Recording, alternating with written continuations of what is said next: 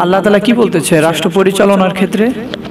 দেখেন, আমরা যদি সূরা মায়েদার 3 নম্বর আয়াত দেখি, সেখানে আল্লাহ বলতেছেন, আল ইয়াউমা আকমালতু লাকুম দীনাকুম, আজ তোমাদের অনুগত্যের বিধান অর্থাৎ জীবন বিধান পূর্ণ করে দিলাম।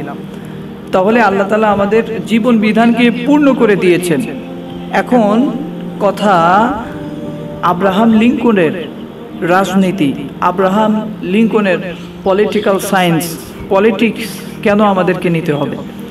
কেননা আমাদের ধর্মের মধ্যে এমন কোনো কিছু নাই যেটা আপনি খুঁজে পাবেন না। অর্থাৎ জীবনে একমাত্র আল্লাহ তাআলার অনুগত্যের বিধান যাতে পালন করা যায় এবং কোনো ক্ষেত্রেই অন্য বিধান থেকে কিছু না নিতে হয়, সেজন্য আল্লাহ তাআলা আমাদের এই ইসলামটাকে পূর্ণাঙ্গ জীবন ব্যবস্থা করে দিয়েছেন। সম্মানিত মুসল্লিগণ,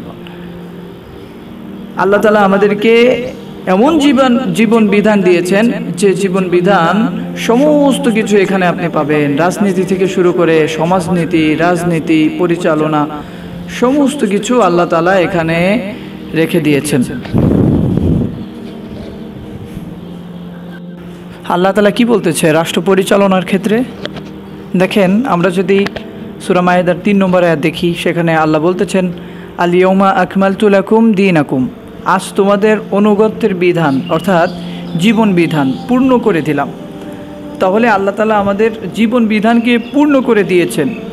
এখন কথা আব্রাহাম লিঙ্কনের রাজনীতি, আব্রাহাম লিঙ্কনের পলিটিক্যাল সায়েন্স, পলিটিক্স কেন আমাদেরকে নিতে হবে?